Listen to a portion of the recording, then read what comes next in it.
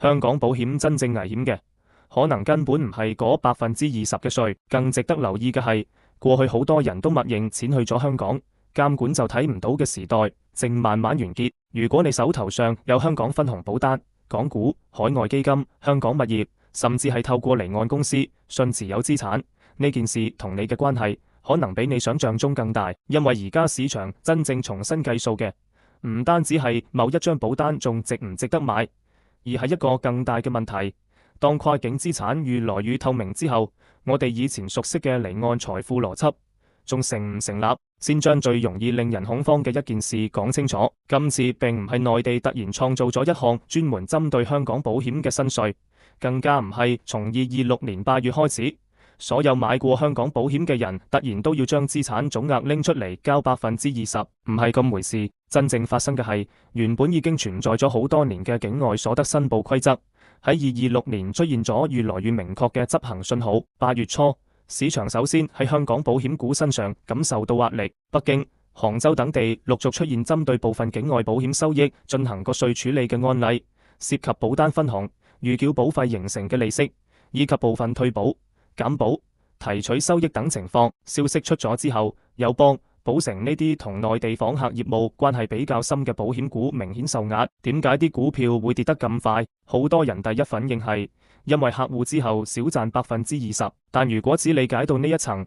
你其實仲未睇到市場真正害怕嘅係乜嘢。資本市場最擔心嘅係客戶嘅決策方式變咗。過去一個內地高淨值客戶嚟香港買儲蓄型保險，可能會先問3個問題：長期顯示回報有幾多？可唔可以配置美元或者其他貨幣？財富傳承同醫療功能點樣？之後呢個客戶坐低，第一句可能就變成：呢個收益到底使唔使申報？稅後仲剩幾多？提取嗰陣點計？我嘅資料會唔會被交換？如果之後返內地生活，會唔會重新認定稅務居民身份？留意，呢個唔係少賺少少嘅問題，而係成個購買流程突然多咗一層複雜度。以前你比較香港保險同內地產品嗰陣，睇嘅係稅前回報，而家要睇稅後正回報。以前銷售人員強調嘅係長期福利，之後客戶可能會要求先將申報路徑講清楚。以前境外配置本身就係買點，之後境外2個字反而意味住你要多做一次合規判斷。呢個先係點解保險股反應咁大。市場擔心嘅唔係香港保險聽日就消失，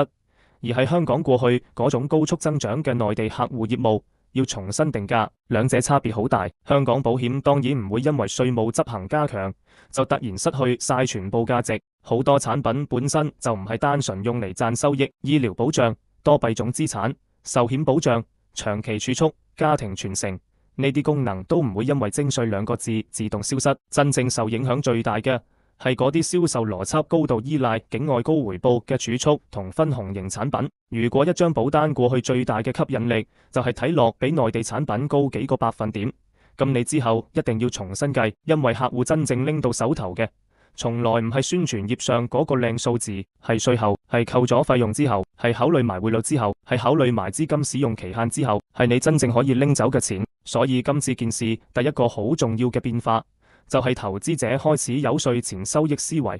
轉做稅後收益思維。唔好睇少呢幾個字，佢可能會改變未來好多跨境資產嘅定價方式。而呢度即刻就會出現第2個特別大嘅誤區。而家網上成日有人一句講晒，只要你係內地稅務居民，海外所有資產全部都要交20%。呢句講話聽落好刺激，亦特別容易傳開。問題係佢將幾個完全唔同嘅概念撈埋一齊。第一，乜嘢叫稅務居民？第二，乜嘢叫境外所得？第三，到底對乜嘢金額徵稅？呢3個問題唔講清楚，後面嘅結論基本都會走樣。中國現行個人所得稅制度的確存在居民個人全球所得申報嘅框架，境外股息、紅利、利息、財產租賃所得、財產轉讓所得都有可能落入境外所得嘅範圍。但呢個唔代表一個人只要擁有1000萬香港資產，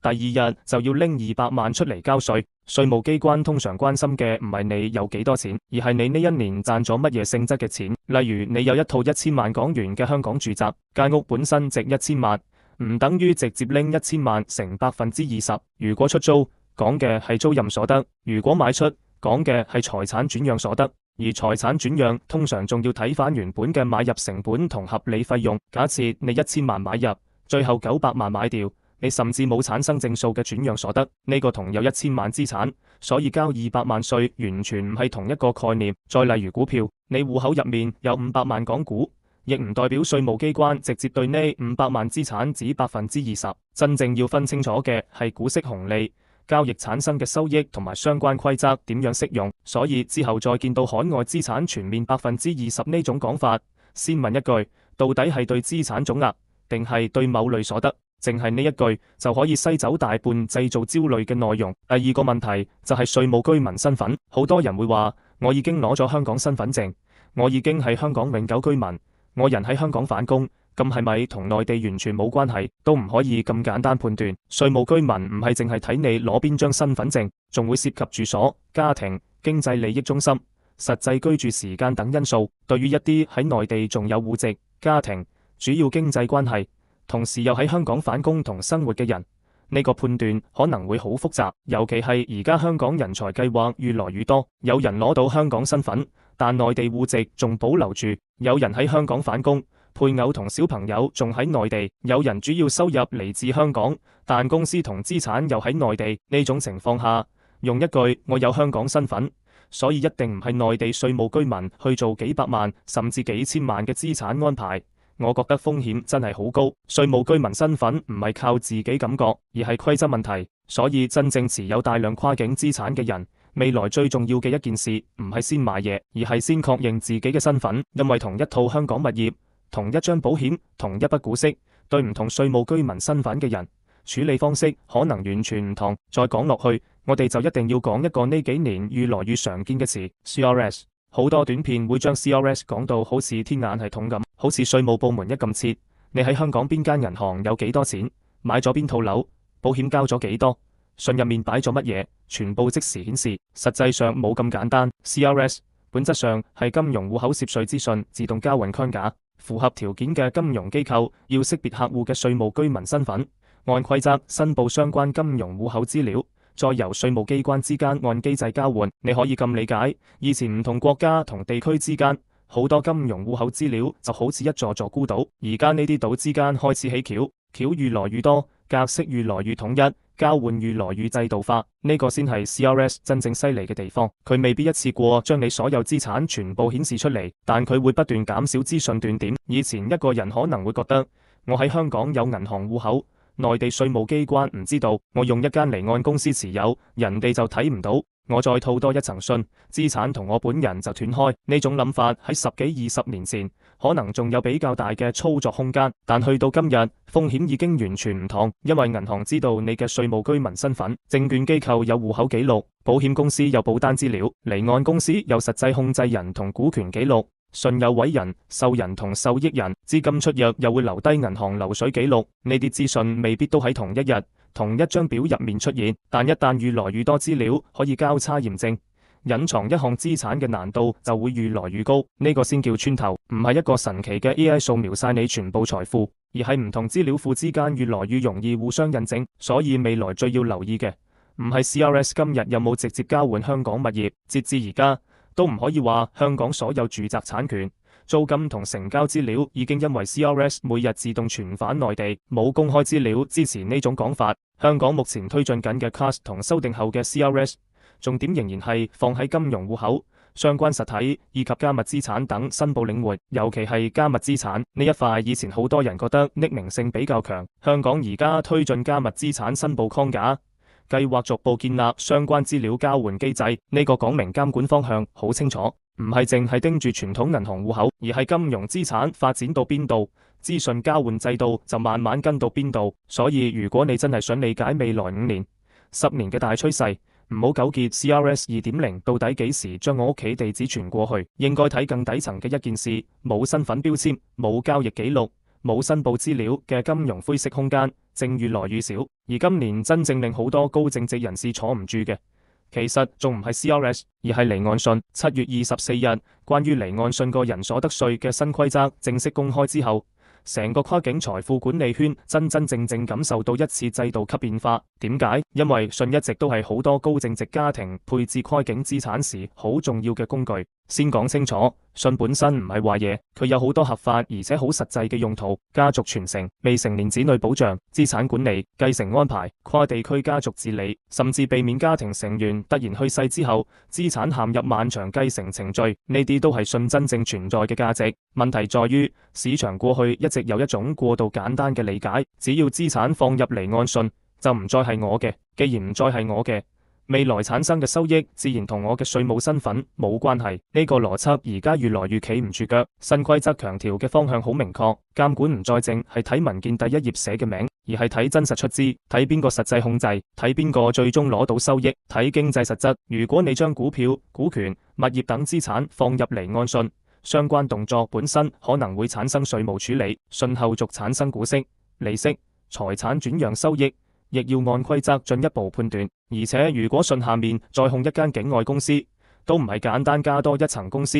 稅務問題就會自動消失。呢一點好關鍵。過去離岸財富結構入面最常見嘅諗法就係疊層，個人下面一層公司，公司下面一個戶口，或者信下面控公司，公司再持有物業或者金融資產，每多一層資料好似就離個人遠少少。但而家監管思路越來越強調最終控制人同最終受益人，你套多三層，如果經濟實質最後都係你本人控制，你本人獲益，咁單靠形式上嘅層級越來越難自動改變稅務結論。所以我覺得今次真正完結嘅唔係信時代，而係將信當成隱身斗篷嘅時代。未來信行業反而可能會變得更專業，因為以前有啲客戶會問呢個結構可唔可以慳稅，之後更成熟嘅問題應該係我嘅稅務居民身份有變點算，小朋友之後去美國讀書點算，受益人喺3個國家點算，資產放入去嗰陣有冇稅務成本，每年邊個負責申報，如果未來移居個結構使唔使調整，家族成員離婚、繼承、公司上市時會發生乜嘢，呢個先係真正嘅財富管理，唔係揾一個複雜結構之後扮全世界都睇唔到。而呢件事點解又會一路影響到香港樓市？因為好多高淨值人士過去持有香港物業，未必直接用自己名字，有人透過境外公司，有人透過家族結構，有人透過信。於係當離岸信嘅稅務規則變得更清晰之後，市場自然會問，咁香港樓會唔會係下一步？呢個問題可以討論，但唔可以直接跳到香港物業已經全面自動徵稅。目前冇公開官方文件支持呢種講法。我哋要將法律義務同資訊交換機制分開。對符合居民個人條件嘅人嚟講，境外房地產租金同出售境外房地產產生嘅應稅所得，本身就可能屬於境外所得框架。呢個法律基礎唔係2026年先突然出現，真正變化嘅係未來識別呢啲收入嘅能力會唔會越來越強？呢個先係市場擔心嘅嘢。例如一個人喺香港有一套房，直接個人名義持有，租金入香港銀行戶口，之後買樓，資金繼續留喺香港銀行。即使物業產權本身冇透過 CRS 自動逐套交換，銀行戶口嘅資金變化、相關公司資料、稅務居民身份同其他資訊，未來仍然可能構成交叉驗證嘅線索。如果再透過公司或者信持有，資訊鏈條更複雜，但亦會留低更多實體同戶口關係。所以唔好陷入兩個極端。第一個極端，物業冇寫入 CRS， 所以完全查唔到，呢個太樂觀。第二個極端，而家香港所有物業已經即時自動傳返內地稅務系統，呢個又冇公開證據。更準確嘅判斷係資產透明化正加速，而房地產最終可唔可以被識別，未必依賴一個叫房地產 CRS 嘅單一制度，佢可能嚟自多個資料來源嘅組合。呢個先係未來高淨值人士真正要面對嘅現實。咁香港樓市會唔會因為呢個問題大跌？我覺得而家直接落呢個結論明顯太快咗，因為香港樓市2026年嘅基本面並唔係崩盤狀態，上半年所有樓宇買賣合約接近5萬份，比上年同期明顯增加，成交總值超過4100億港元，按年增長超過48%，樓價亦已經連續多個月回升，呢個說明真實資金仍然正流入市場。所以拎幾天地產股下跌，就講香港房地產已經因為稅務問題進入新一輪崩盤，呢個邏輯企唔住腳。股票市場交易嘅係預期，房屋市場交易嘅係一套價值幾百萬、幾千萬甚至上億嘅實際資產，兩者速度完全唔同。真正值得留意嘅係邊一類買家會先減少。我認為如果跨境稅務不確定性持續增加，影響最大嘅好可能唔係普通香港本地上車買家，而係純投資屬性比較強嘅內地高淨值購買力，點解？因為佢哋買香港住宅嘅邏輯同本地自住完全唔同。一個本地家庭買兩房，小朋友要返學，自己每日要返工，租金一直升，佢可能覺得與其租不如買。呢個決定主要睇收入、利率同家庭需要。但係一個內地高淨值人士買5000萬豪宅做資產配置，佢會認真比較全球各種機會，香港、新加坡、倫敦、東京、迪拜、美國、債券、基金、保險、黃金。佢睇嘅係稅後回報、資本流動、流動性、財富傳承同政策穩定性。如果香港資產突然多咗一層稅務不確定性，佢最容易做嘅選擇唔係即刻蝕本售，而係先唔買。呢3個字對房地產好重要。先唔買，市場邊際上少咗10%嘅買家，樓價可能唔會即日冧，但係成交速度會先變慢，議價空間會變大，急售業主開始減價，然後呢啲成交慢慢進入市場指數。所以房地產真正嘅風險經常唔係所有人一齊買，而係新增購買力減少。呢個亦係點解香港金融市場對內地跨境資金政策咁敏感，因為香港過去幾年一個好重要嘅功能就係連接內地財富同全球資產。一名高淨值客戶嚟香港，唔單止係做一筆交易，佢可能開私人銀行戶口、買基金、買債券、買保險、設立信、成立家族辦公室，最後再買一套物業。同一筆財富會同時為香港銀行、券商、保險公司、律師、會計師、地產代理甚至開發商創造收入。所以內地個人跨境財富配置一旦變得更加謹慎，市場重新估值嘅絕唔單止係某一家保險公司，銀行會受影響，保險會受影響，財富管理會受影響，豪宅會受影響，地產代理會受影響，甚至香港未來到底靠乜嘢繼續發展國際金融中心業務，亦會受到影響。但呢個又唔等於香港金融中心玩完，呢一點我覺得好多討論都走得太極端。如果個人跨境財富嘅監管越來越制度化，香港金融中心嘅賺錢模式完全可能發生轉變。以前更多係服務個人財富走向海外，未來可能增加更多中國企業全球化業務，企業境外融資、全球現金管理、人民幣國際化、海外併購、債券發行、跨境貿易結算、家族辦公室，呢啲全部係香港可以繼續做嘅業務。亦就係講，香港可能少一部分靠資訊差嘅財富生意，但會增加真正靠金融專業能力嘅生意。呢兩者唔係一回事，甚至從長期睇，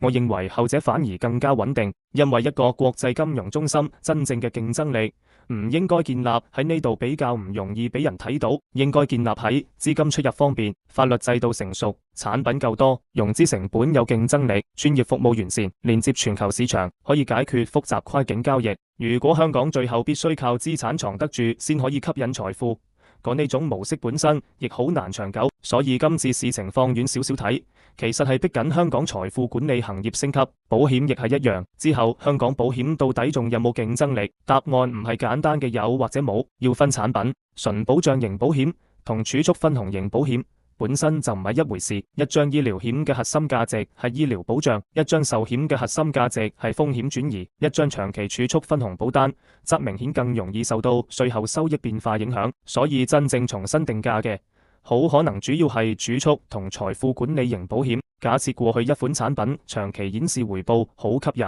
客戶拎佢同內地保險比較，覺得收益高好多。如果而家稅後差距縮小，客戶自然會問：我點解仲要專門嚟香港買？呢個時候香港產品就必須拎出第二層、第三層價值，多幣種、美元資產、醫療資源、全球保障、保單貨幣轉換、財富傳承、產品靈活性。如果呢啲功能真係對客戶有價值，佢仲有生存空間。如果過去唯一買點就係收益高，稅務睇唔到，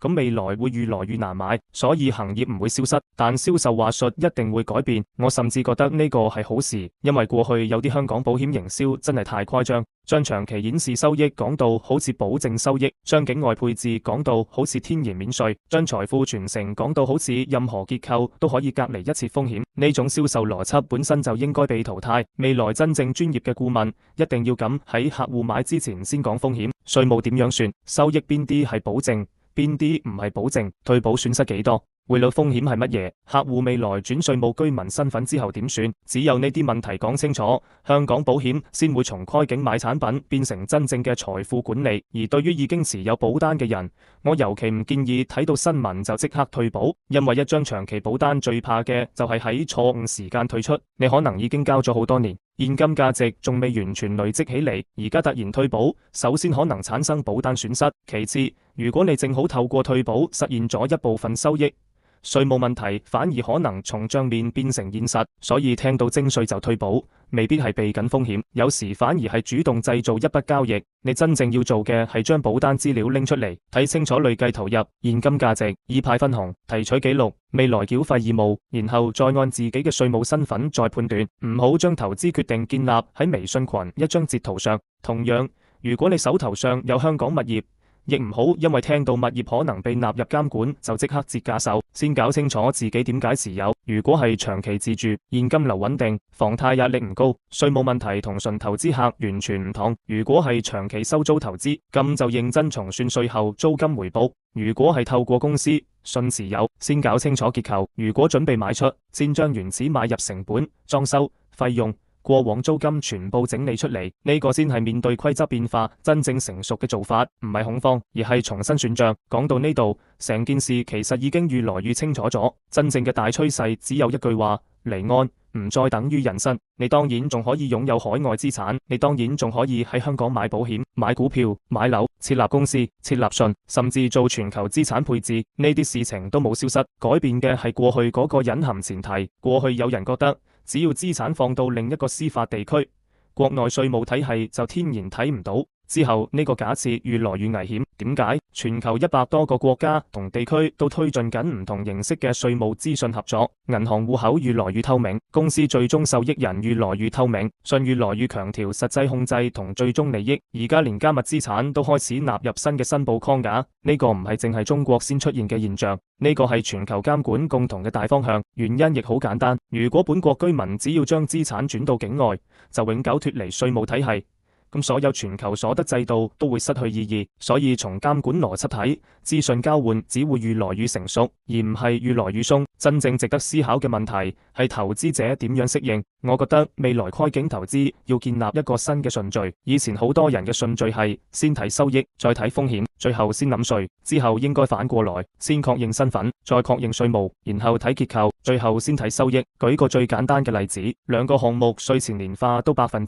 第一個結構簡單，戶口清楚，資金來源清楚，申報路徑清楚，隨時可以賣出。第二個要經過3層公司、2個司法地區、1個信，仲要不斷付律師費、會計費同管理費。最後你算出嚟嘅淨收益可能遠遠不到5%，甚至遇到規則調整，退出成本好高。過去大家可能覺得第二個高級，未來反而可能係第一個更有價值。複雜從來唔等於專業，真正好嘅財富結構係可以長期解釋得清楚，而唔係只有設立佢嘅人自己知道點樣運作。今次香港保險同離岸信嘅風波，其實俾所有投資者上咗一堂好現實嘅課。之後判斷一個資產，唔單止要問可以賺幾多錢，仲一定要問呢個收益屬於邊個，喺邊度納稅，點樣申報，資金點入，未來點退出，如果換咗身份點算，如果政策變化點算，如果家庭成員去咗另一個國家點算。呢啲問題以前聽落好似只有億萬富豪先要考慮，但而家越來越普通嘅跨境家庭都會遇到。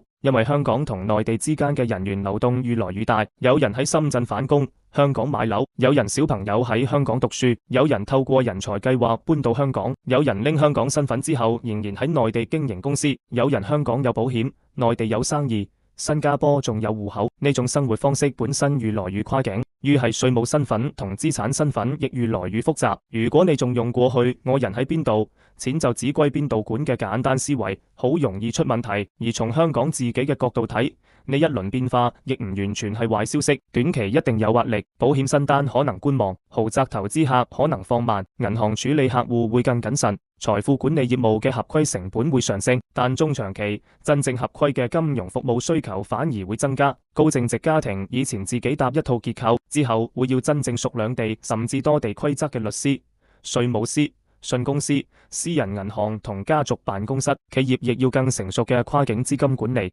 所以香港真正要做嘅唔係同全球透明化趨勢對抗，而係利用自己國際金融中心嘅制度同人才優勢，將藏資產嘅生意升級成管資產嘅生意。呢兩者只差一個字，但價值完全唔同。藏資產靠嘅係人哋唔知道，管資產靠嘅係你真係專業。如果香港能完成呢個轉換，我唔認為該境監管收緊就一定會削弱佢嘅長期金融中心價值，相反，一個規則清晰、透明，可以合法連接中國同全球市場嘅香港，可能更加重要。但係過渡期肯定唔會舒服，資本市場而家做緊嘅就係提前對呢種不確定性打折，所以保險股跌，地產股波動，高淨值客戶觀望，市場開始不斷出現極端預測。有人講香港保險完咗，有人講香港樓市要崩，亦有人講完全冇影響。我嘅睇法係，三個講法都太簡單，呢個唔係行業歸零，亦唔係毫無影響，呢個係一場重新定價。香港保險要從睇稅前收益變成睇稅後價值，香港房地產要從睇升值同租金變成同時睇跨境稅務，離岸信要從隔離工具變成真正要經濟實質同合規治理嘅家族安排，財富管理要從利用資訊差變成提供真正專業服務，呢個先係成件事最值得留意嘅地方。如果你自己手頭上已經有離岸資產，我覺得而家最重要嘅動作其實只有三個。第一，將資產清單整理出嚟。唔好笑，好多人真係唔知道自己到底有幾多跨境資產，保險喺邊間公司，幾時買，交咗幾多，提取過幾多，銀行戶口有邊啲，證券戶口有邊啲，香港樓幾時買，原始成本係幾多，有冇出租，租金入邊個戶口，海外公司邊個係股東，信邊個係委人、受益人，呢啲最基本嘅資料，如果你自己都講唔清楚，一旦未來要申報或者解釋，會好被動。第二，確認自己嘅稅務居民身份，尤其係同時同內地、香港都有生活關係嘅人，唔好靠朋友圈判斷，唔好靠保險銷售判斷，更唔好靠地產代理判斷。呢種問題應該找真正熟悉跨境稅務規則嘅專業人士，根據你嘅戶籍、家庭、居住時間、返工同經濟利益關係逐項判斷。第三，所有投資重新按稅後正回報計算，唔好再只睇產品宣傳上嘅數字。保險睇稅後，物業睇稅後租金，股票睇稅後收益，信仲要加管理成本、公司結構加審計同會計成本。如果算完之後仍然值得，咁先係真正值得持有嘅資產。如果一個投資只有喺冇人知道、唔使申報嘅情況下先賺到錢，咁佢本身可能就唔適合未來嘅監管環境。我反而覺得呢個就係呢場風波最後俾普通投資者最重要嘅提醒。真正危險嘅唔係透明，真正危險嘅係你一直按住一個不透明嘅世界做資產安排。但世界已經變咗，好多規則唔係今日突然出現，而係今日開始更容易執行。好多資產亦唔係今日突然要繳稅，而係過去被忽略嘅申報問題正重新進入大家視野。所以千祈唔好被20%呢幾個字牽住走。最關鍵嘅從來唔係呢個數字，而係你嘅身份、你嘅所得性質、你嘅成本、你嘅申報記錄，以及未來資金點樣流動。如果呢啲嘢全部清楚，即使監管越來越透明，你仍然可以正常進行全球資產配置。但如果過去好多年嘅邏輯都建立喺反正查唔到，咁而家確實應該重新檢查。香港保險唔會因此消失，香港樓市亦唔會因為呢一件事突然失去全部價值，跨境財富管理更加唔會停止。真正改變嘅係規則，未來仲會有大量資金流入香港，只係資金會越來越強調來源合法、稅務清晰、目嘅明確，企業全球化資金會嚟，真正長期居住嘅人會嚟，家庭財富管理需求會嚟，人民幣國際化業務會嚟，國際資本亦會繼續利用香港連接中國。減少嘅好可能係嗰啲單純依賴灰色空間同資訊差嘅資金。所以最後，如果一定要將今日成件事濃縮成一句話，我會咁樣講。唔係香港保險突然被收20%，將成個市場打崩咗，而係全球離岸財富進入咗一個新階段，資產可以喺海外，責任唔會因為跨境就自動消失，錢可以換幣種，公司可以換拆地，信可以換結構，但係最後監管越來越關心嘅，始終都係同一個問題。呢筆錢到底係邊個嘅？收益最後去咗邊度？邊個真正控制？邊個最終受益？只要呢個方向繼續推進，未來幾年我哋仲會不斷見到類似新聞。今日係保險，聽日可能係其他金融產品，之後仲有加密資產、信、海外公司、房地產相關所得。但你唔使次次都恐慌，只要記住一個原則，將藏資產嘅思維換成管資產嘅思維，算清稅後回報，整理好交易記錄，搞清自己嘅稅務身份。做任何跨境投資之前，先問合規，再問收益。呢個可能比預測邊隻保險股聽日反彈，香港樓價下個月升定係跌，仲要得多。如果你手頭上有香港保險、香港物業、港股或者其他離岸資產，亦歡迎你喺評論區講講。你而家最擔心嘅係稅務申報、保單收益，定係未來資產轉移嘅問題？覺得今日呢期內容有幫助，可以俾個 like， 亦可以轉俾身邊配置緊海外資產嘅朋友。如果你喜歡呢種唔跟住市場情緒走，而係將政策、稅務同資產背後嘅邏輯真正拆開講清楚嘅內容，記得訂閱頻道，跟住真正值得留意嘅，唔係邊一日又傳出一單全面徵稅嘅消息，而係呢啲規則會點樣一步一步改變香港保險、香港樓市以及成個跨境財富管理市場嘅遊戲方式。